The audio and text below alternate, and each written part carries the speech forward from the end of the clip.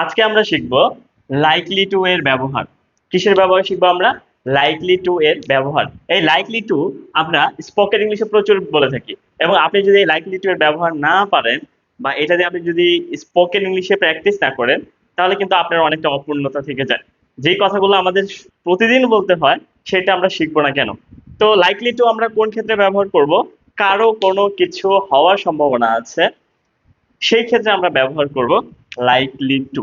কারো কোনো কিছু হওয়ার সম্ভাবনা আছে, কেউ কোনো স্থানে থাকার সম্ভাবনা আছে, এই ধরনের কথাবার্তার জন্য লাইকলি টু এর ব্যবহার করব। যেমন আমার ব্যস্ত থাকার সম্ভাবনা আছে, এই কথাগুলো কি আমরা ডেইলি লাইফে বলে থাকি না? অবশ্যই আমরা ডেইলি লাইফে এই কথাগুলো প্রচুর বলে থাকি। তো কিছু উদাহরণের সাহায্যে আমরা বোঝার চেষ্টা করি।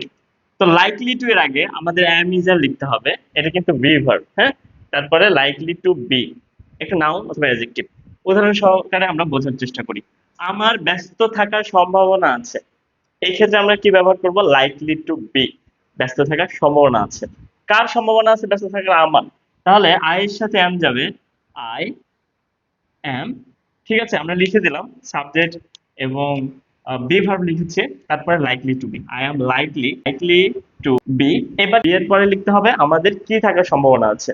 এখানে যেহেতু বলা আছে যে ব্যস্ত থাকার সম্ভাবনা আছে, সেই জন্য আমরা লিখবো বিজি। তাহলে I am likely to B busy, আমার ব্যস্ত থাকার সম্ভাবনা আছে। অনেক সহজ। নিচে বাক্য, তাদের দেরি হওয়ার সম্ভাবনা আছে, বা সে দেরি হতে পারে, তাদের দেরি হওয়ার সম্ভাবনা আছে, সেই জন্য আমরা ব্যবহার করবো লাইকলি টু বি। তো তাদের, সেই ক্ষেত্রে আমরা দেবো দে।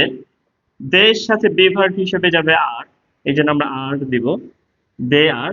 এবং বি ভার্বের পরে আমাদের লিখতে হবে লাইকলি টু বি বি।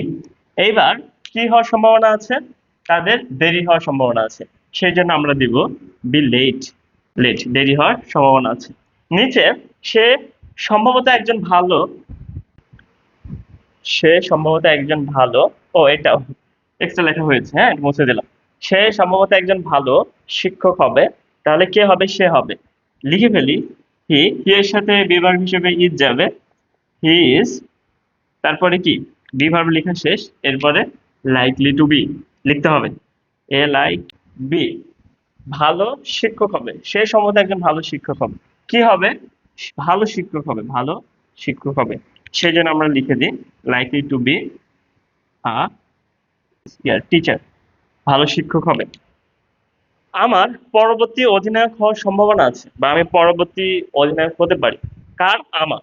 সেই জন্য আমাদের দিতে হবে আই এর সাথে যেহেতু বি ভার্ব হিসেবে এম যাবে, আই এম। এরপরে কি? Likely to be B.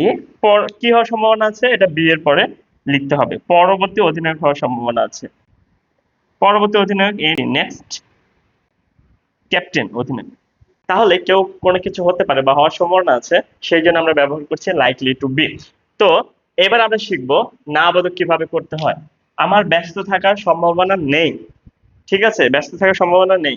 আছে, নেই বা নাই। তো নাই কথার জন্য আমরা, বা এটা নেগেটিভ করতে, আমরা শুধু এই যে অক্সিলারি ভার্ব গুলো আছে এগুলোর পরে একটা নট যুক্ত করব। নট অক্সিলারি বা বি ভার্বের পরে আমরা যদি নট যুক্ত করি, তাহলে সেটা হয়ে যাবে নেগেটিভ। তাহলে আমার ব্যস্ত থাকার সম্ভাবনা আছে, আমরা এবার বলবো আমার ব্যস্ত থাকার সম্ভাবনা নেই।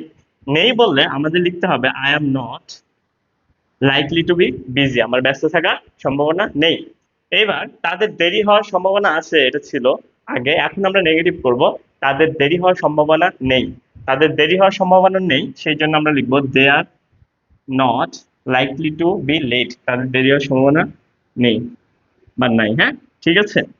সে সম্ভবত একজন ভালো শিক্ষক হবেন না, হবে না, সেই জন্য আমরা শুধুমাত্র এই অক্সিলারি ভার্বের বা বি ভার্বের পরে নট যুক্ত করে দিব।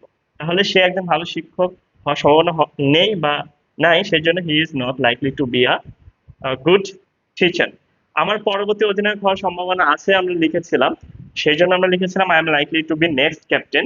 কিন্তু আমরা যদি লিখি আমার পরবর্তী ক্যাপ্টেন হওয়ার সম্ভাবনা নেই, সেই ক্ষেত্রে নেই বা নাই, নেই, সেক্ষেত্রে আমরা শুধুমাত্র এম এর পরে নট যুক্ত করে দিব। তাহলে I am not likely to be, ও এখানে একটা দা হবে, ঠিক আছে, টু বি দা, নির্দিষ্ট করে যেহেতু বলছি, দা নেক্সট ক্যাপ্টেন। তো আশা করছি আপনারা ক্লাসটি বুঝতে পেরেছেন, এবং ক্লাসটি যদি বুঝতেই পারেন, তাহলে নিচে একটা যে বাক্য লেখা আছে আমি একটু তোমার ধনী হওয়ার সম্ভাবনা আছে, এই বাক্যটা আপনারা নিচে ইংলিশে কমেন্ট বক্সে লিখবেন যদি ক্লাসটি বুঝে থাকেন। আশা করছি ক্লাসটি ভালো লেগেছে। ভালো লাগলে আমাদের সাথেই থাকবেন, ভিডিওটি লাইক কমেন্ট শেয়ার করবেন। পেজ থেকে দেখে থাকলে পেজে একটা ফলো দিবেন, ইউটিউব থেকে দেখে থাকলে ইউটিউব চ্যানেলটা সাবস্ক্রাইব করবেন। পরবর্তী ক্লাস দেখার আমন্ত্রণ জানিয়ে আজকের ক্লাস থেকে আমি শহীদুল ইসলাম বিদায় নিচ্ছি। আসসালামু আলাইকুম।